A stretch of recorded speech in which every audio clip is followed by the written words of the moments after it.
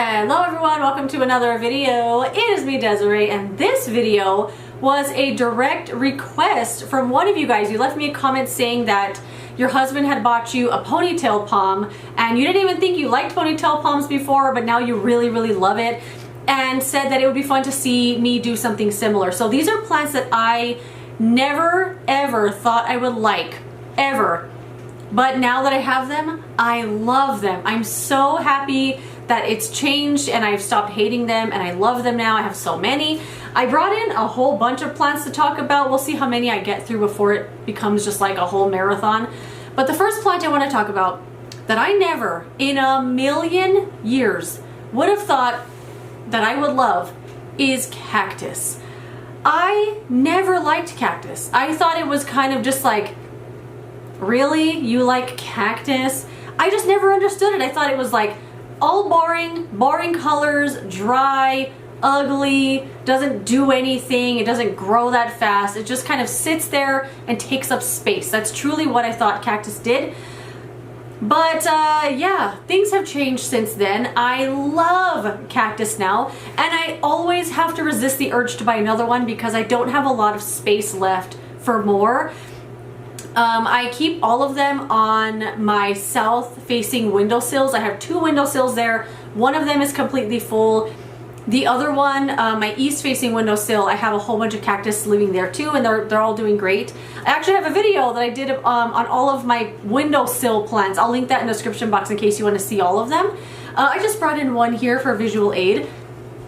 I don't know what this is called, but it's beautiful. This is a plant that I did regret buying, and I still kind of feel that way, but now that I'm looking at it now, I'm like, dang, I'm glad I have this. I think it's so pretty. It's got like that blue-green on it with these perfect like rows of like furry spikes. I love it so much. It's beautiful. It is very thirsty. I'm sure those of you that are like know cactus really well can tell this really needs water. And I do struggle with watering the cactus for sometimes. Like the big ones I do struggle with, like this, because I'm like, oh, I don't want to overwater it. It's going to get rotten and stuff. But I do stay on top of the watering of my cactus, and it's really fun to see them like plump out after they get like refilled with water. I always picture like the plant part just like refilling, and like it's going and then it plumps out full of water, and then it slowly drinks that water over the next few weeks, and then you refill it. That's how I think of it anyway. I absolutely love cactus. I have to stop myself from buying them all the time because they're all so different. They're all so different and unique and beautiful in their own way. There are so many that I love. Of course, there's a lot that I like look over and I'm like, I don't really love the ones that have like a bajillion spikes on them, like those tiny ones that get stuck in your fingers. I don't really like those ones. There's a lot I don't like, but there are a lot that I love. And I love cactus now. I'm so glad that I have all of these cactus. There are a couple in my collection I could do without. Like if it died, I wouldn't even notice it was gone, to be honest. And I'm really glad I came around to cactus because they're freaking beautiful. I love them so much. Okay, another one. Some of you might freak out here, but I never in a million years thought I would like snake plants. I never thought I would like snake plants. I just thought they were so ugly. They were dumb. They didn't do anything. They don't grow that fast. I just never really liked them. I brought in a visual aid, of course. And do you want to know the turning point for me? It was when me and my grandma and my boyfriend were at Home Depot, and I think this is the same day that I got into plants, because I remember taking her to Home Depot, and every plant she was picking up, I was like, oh my god, that's so beautiful. Like I had never seen plants before in my life. I was never into them. I didn't even really know where to go buy plants. Honestly, if you had told me, let's go plant shopping, I would have no idea where to go. Anyway, every plant she picked up, I was like, oh my god, that's a work of art, I want it. And all the things she was putting back, I was putting in my basket, and I turned to my boyfriend and I said, I'm gonna get really into plants. And then look what happened. Anyway, she really wanted a snake plant. She picked out one. They had just brought in this big shipment, and she's like, I want that one. So I'm trying to like get the saran wrap off, and I got the plant.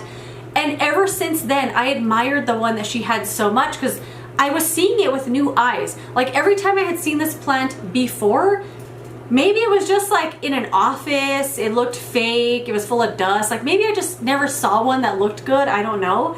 But ever since I saw that one, I've been hooked ever since. I thought, what the heck, that is so beautiful. And now I love them so much because of their ease. Like those of us that have a million plants in our house, it's great to have plants like this that don't need a lot from you, that can just sit there, be beautiful works of art, and just kind of fill a nice little space for you without constantly needing your attention. One thing though, this is a plant that I always underwater, like probably way too extreme underwater, because I'm afraid of root rot. I'm afraid of root rot. I don't want my plants to get root rot. So I am an underwaterer, but on purpose. Like I would rather under than overwater my plants all day. But snake plants, I think I go way overboard with the underwatering because I always think they're fine. I always think they're just fine.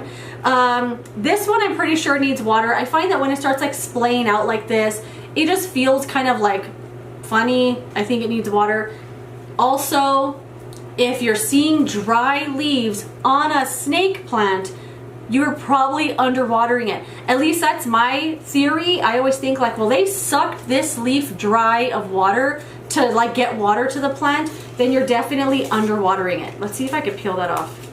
Oh, perfect. So yeah, don't underwater your snake plants, but I still haven't figured out like a good routine with them. Although they're so beautiful and for some reason they still like me. But oh my God, snake plants. I can't believe I ever disliked them. Oh, I brought in another one I forgot to show you. I love this little dark green one. It's so beautiful.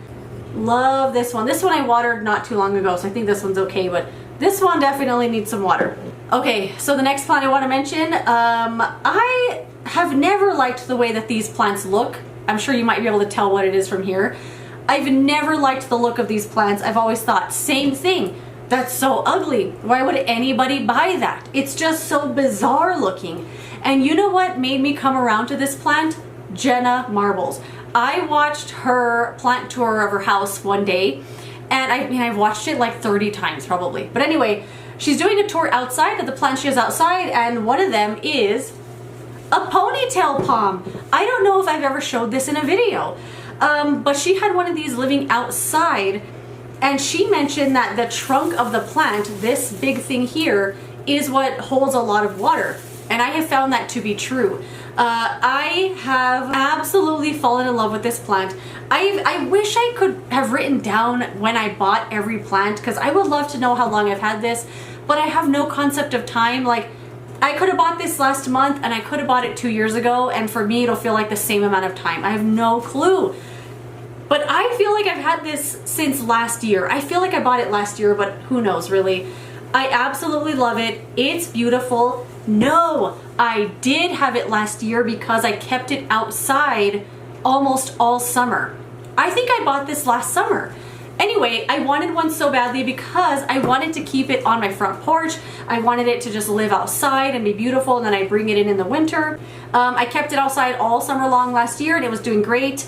And then this year for some reason I didn't take it out, but it's still doing really good. It gets a lot of light where it's at in the house. I have it in terracotta, that way it doesn't stay too wet, because I have seen videos of people have this plant that gets really rotten on the bottom if you overwater it. Again, this is a very tricky plant for me to know when to water because it stores so much water in its like big old trunk here. But what I have found is if I go to squeeze the trunk and it gives kind of like an avocado, and I'm like, oh, that feels like a good avocado, like I could carve this right now and eat it, then I know it's time to water it. I think that usually happens like twice a year. Like, I haven't watered this one very often, but it's doing great. It was putting out tons and tons of fronds for the longest time. At least I think that's what these are called. Love this plant a lot, and I used to think this was so ugly, and now I'm like, how dare I think that. The only thing about this plant though, I feel like these leaves are that kind of grass that will cut you. You know what I'm talking about? Like, if you were to like fluff this, I feel like it would cut you after a while. So as much as I want to like fluff this and run my fingers through it, I have resisted the urge because I think it'll slice my fingers off.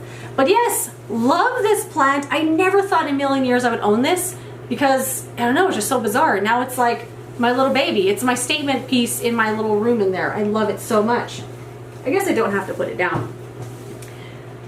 I have 2 more. Let's just do both of them. I thought I was gonna be like 30 minutes in by this time, just blabbing on and on about the origins of every plant that I have ever had.